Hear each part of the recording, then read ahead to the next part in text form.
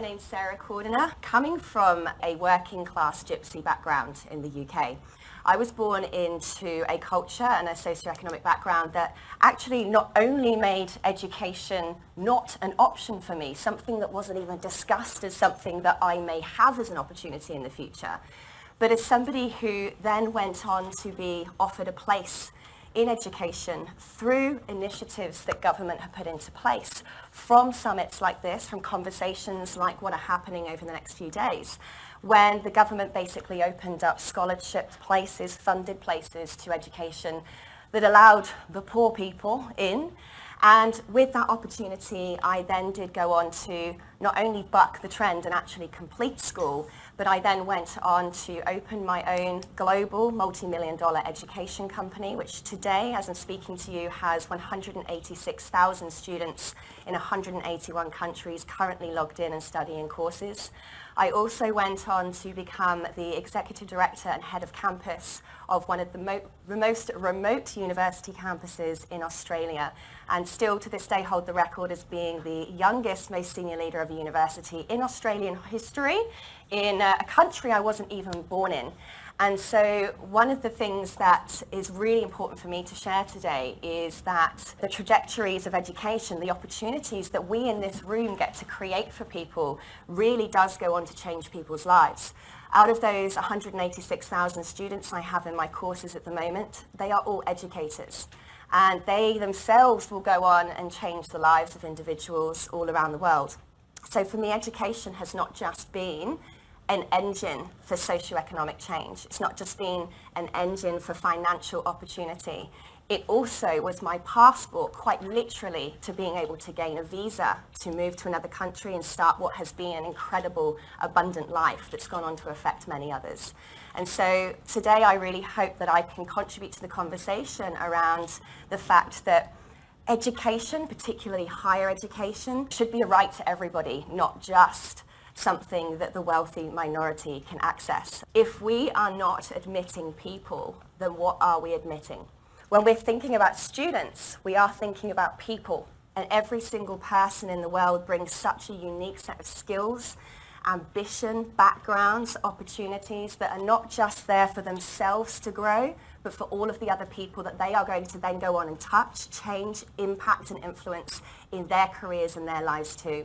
And so I hope that from the perspective of someone who once was a student, from a student's perspective, from an academic leader's perspective, and also from that as now an employer, I really hope that I can share some thoughts and ideas with you. I want to address the next question to Sarah. The other direction is sort of what Sarah has more experience with in modular learning, hybrid learning, the pandemic and how that changed contextualized learning for students. How we can ensure that using different methods of learning, all students can have their potential realized, because it's often something that's out of our control. How we can all ensure that we're successful no matter the mode of learning or the circumstance. With a particular specialization in online learning, I have seen this space dramatically change. In fact, at the beginning, January 2020, I actually published a report on what I saw the future of adult education looking, and 26 days later, I popped out a baby and saw the news come online that COVID was here. And I saw what I predicted happening to the education industry in the next 5 to 10 years actually happen in the next 5 months. That was around how all educational institutions from skilled colleges right the way through to higher education were about to face a dramatic change in the way that they engage with students, in the way that they bring students on board, the way that they train and deliver and provide knowledge to their students, and how they increase those retention and completion rates. And there was a lot of trends that were going on just as 2020 was approaching that basically have been accelerated because of COVID.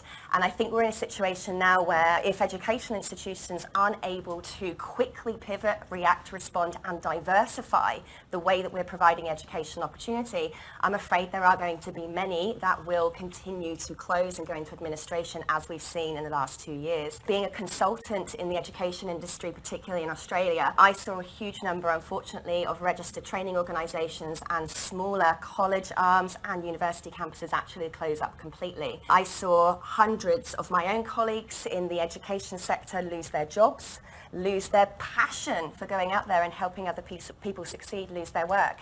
And actually, this for me was a very familiar feeling, because back in early 2014, I had built a very successful education company in Australia, and my business depended very much on the local Western Australian economy, which is hugely held up by the mining industry. And there was a mining crash in early 2014. At the time, I was depending on face-to-face training. I could stand in a room of up to however many people that room would hold, and I lost $2.7 million and 21 staff in a single day. I quickly asked myself the question, how can I continue doing what I'm doing and do it in a different way? And this is the same question now that leaders in this space need to be asking themselves. For me, the answer to that was putting all of my knowledge, all of my expertise online. It meant putting everything that I was going out there as a consultant advising people on. It meant taking the classroom books off of the physical shelves and putting them onto digital ones. And it turned out that within the next 18 months, I was able to not only save the company, but significantly grow it. And today we are very much in an economy and a state whereby, in order to increase those retention and completion rates, I think we need to take a step back from the older method of giving people these very big, long-term degree-type trainings and start breaking up our offerings into micro-learning. Today, the trajectory of uptake in online learning is enormous. It's far exceeding face-to-face uptakes in learning at the moment. And the most interesting part that we must all remember about this is over the half of the world doesn't even have access to the internet yet. In the next 18 months, we are set to see that other half of the world gain access to the internet. So this is our opportunity as educational providers to provide opportunity to more people, to give access to more people without actually considerably increasing our overheads. Now, I've heard today we can't offer more places because it's too expensive. I stand here and beg to differ the exact opposite. As soon as we go online, we can multiply ourselves without scale. As soon as your knowledge and the knowledge of your professors, your lecturers, your teachers, your trainers, your facilitators is immortalized on a video, they can then pass that video, that content and that knowledge onto people who cannot physically travel, who, unlike me, didn't get the opportunity to gain a passport to move to another location. To the students I had in remote Australia, 80% Aboriginal population who couldn't physically get to the campus that was in the region that we serve, to people who don't have the funding to pay for a $70,000, $80,000 university degree. We can reduce the costs of access by putting that knowledge and that information online, therefore making it accessible not only to literally a larger number of people, but to people who don't have that financial, physical input into their education, because we can reduce the costs when we increase the volume by going online. How do we personalize this? How do we make this access available to everyone? How can we help people who don't see themselves as somebody who's going to go on to university? When I look back, I mentioned how I got into school as somebody who got a poor person's place, right, to get into education. We first have a stigma to overcome when we do start opening up more of these. For me, as somebody who got one of these poor places into school, it was really taken with a lot of controversy. But then here's the access point. I'd like to ask you guys in the room, how many of you can remember a teacher that either positively or negatively impacted your life in some way? A lot of hands in the room here, right? When we are having these conversations about changing policy, about changing access to education, gaining more funding, we often take a step back at this really high level place where even as leaders in this room, we ask ourselves, how can I make a difference to that? How can I contribute or influence this? Each of you are probably in this room today. Your trajectory of your own success was probably influenced by one single person. Someone who noticed you in the classroom. Someone who gave you a word of encouragement. Somebody who noticed something in you that you perhaps didn't notice in yourself. We need to remember as educational leaders that we are dealing with people. And that goes back to our teacher education. That goes back to the individuals that we are employing as educators on the front line. Because more often than not, from primary school through compulsory education through to post-compulsory education, it is usually a teacher that changes somebody's trajectory.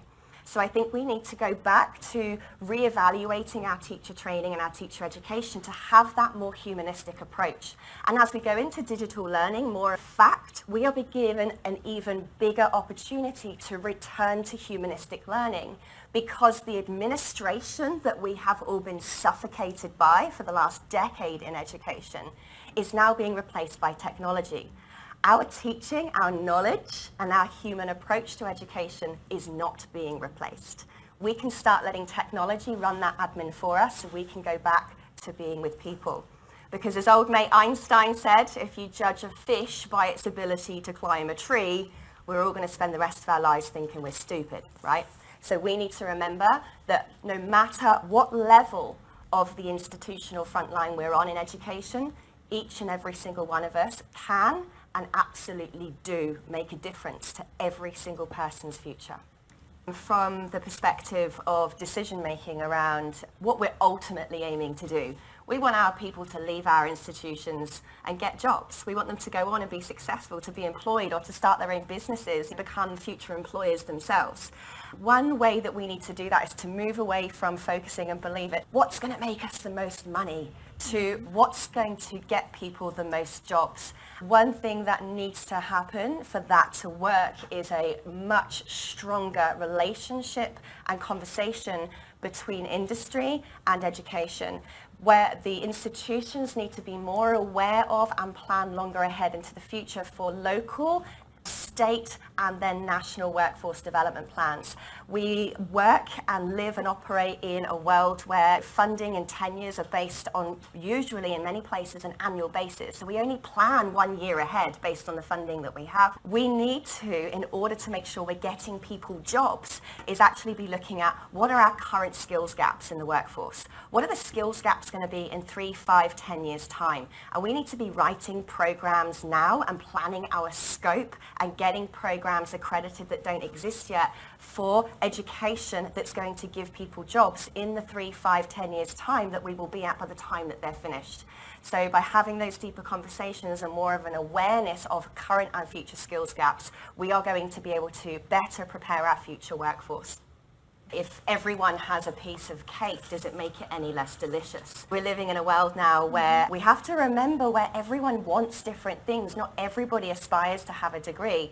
And when I'm working with my educational clients on diversification, one of the first things that I try to describe is if you look at the market as if it's a triangle, everyone in the world equals a triangle. At the very top of that triangle, you have those with high disposable income. You have those people who perhaps in the equivalent of the educational space have the money and the desire to go out and get a degree. Then you have the middle incomes and then you have the lower incomes. When it comes to comparing that to the educational space, in order for us to touch and help every segment of that market, we still and always will have a place for those people who desire to be part of the elite degree, the higher education.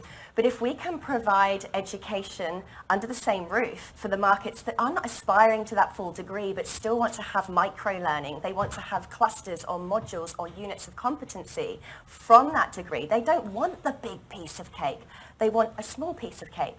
If we can break up our training so that we can make it smaller, therefore lower priced and more accessible to more people, we not only are providing access to education to all of the market, we are also doing that in a way that touches all of the levels of aspiration and ambition in the educational space as well.